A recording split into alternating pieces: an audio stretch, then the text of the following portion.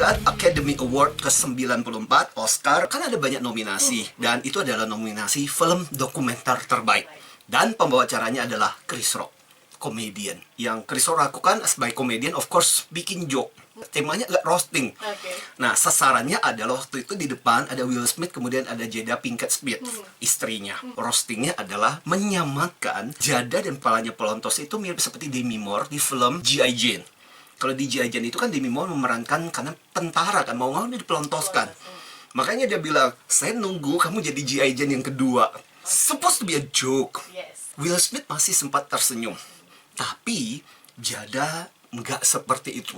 Dan sebenarnya Jada udah cerita kalau dia sebenarnya udah nggak merasa nyaman sejak bulan Desember lalu, ketika kepalanya pelontos botak gara-gara penyakit alopecia, penyakit autoimun yang sedang dideritanya. But Jada is coming anyway, karena Will Smith jadi salah satu nominator pemeran terbaik. Bayangkan malam Oscar di mana selebritis, orang-orang penting hadir di situ, dan kejadian itu terjadi. Mungkin karena bersimpati dengan kondisinya Jada, akhirnya kemudian Will Smith maju ke depan tanpa diduga-duga, dan itu yang bikin semua orang shock adalah ketika dia kemudian menampar. Dan habis itu dia turun kembali ke tempat duduknya, dan dengan suara lantang, dengan bahasa yang kasar, Will Smith bilang kepada Chris Rock, jangan menyebut istri saya di dalam mulut kamu, dengan bahasa yang sangat kasar. Dan itu ulang beberapa kali. Dan Chris Rock kelihatan sama sekali tidak mengantisipasi kalau Will Smith akan menampar dia. Tapi entah kenapa, kayaknya mereka itu kayak ciong banget itu.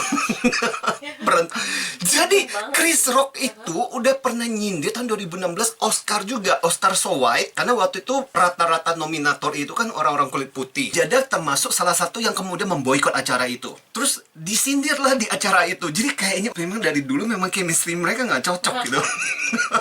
Nah, saya nggak tahu apakah masih ada hubungannya atau enggak yang membuat akhirnya Will Smith benar-benar terpancing emosinya. Tapi bagaimanapun juga, kenapa harus memukul? Dan harus ingat loh ya, Will Smith itu tahun lalu baru saja mempromosikan bukunya yang judulnya Will. Itu bercerita tentang masa kecilnya dia, bagaimana dia dibesarkan. Dia kan anak satu dari 4 saudara. Bapaknya itu sebenarnya punya bisnis alat-alat pendingin, dan bapaknya adalah orang yang sangat keras mendidik ya. Jadi dia cerita di dalam buku ini bagaimana dia dibesarkan untuk belajar mengendalikan diri dan kontrol diri, dan perlunya untuk menghindari dari kekerasan, karena di kecil dibesarkan dan lingkungan seperti itu.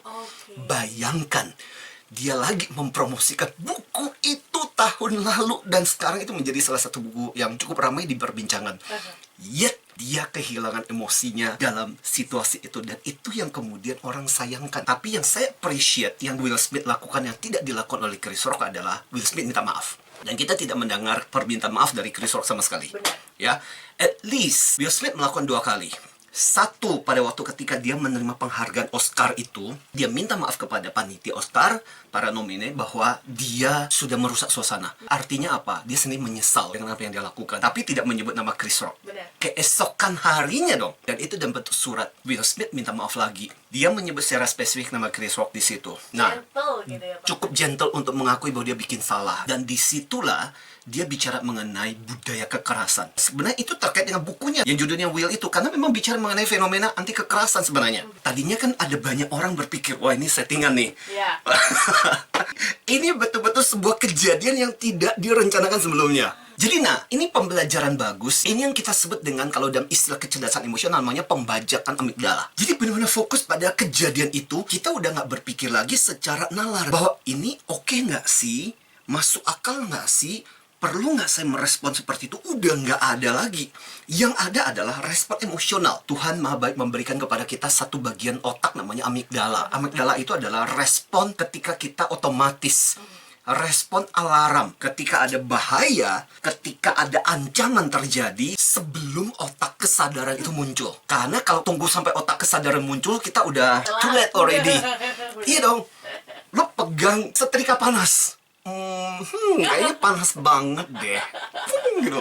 Udah melepuh duluan. So, amigdala seperti itu. Is alarm dalam bentuk ketakutan, marah, dan sebagainya. Jadi, ketika ada situasi yang tidak menyenangkan, kadang-kadang amigdala ini membajak. Kalau kita perhatikan Will Smith, persis seperti yang dia perankan di King Richard. Jadi, bercerita tentang King Richard Williams. Itu kan bapaknya Serena dan Venus Williams. Dia ceritakan bahwa yang terjadi pada mama itu benar-benar dia memerankan Richard Williams yang melindungi keluarganya, lalu menghidupi peran itu.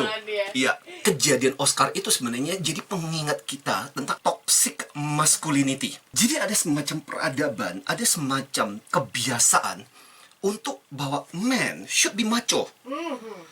Laki-laki itu mesti dominan, laki-laki itu mesti jantan, laki-laki itu harus membela, laki-laki itu harus menampilkan sejati. Dan ini yang sebenarnya banyak ditentang para feminis.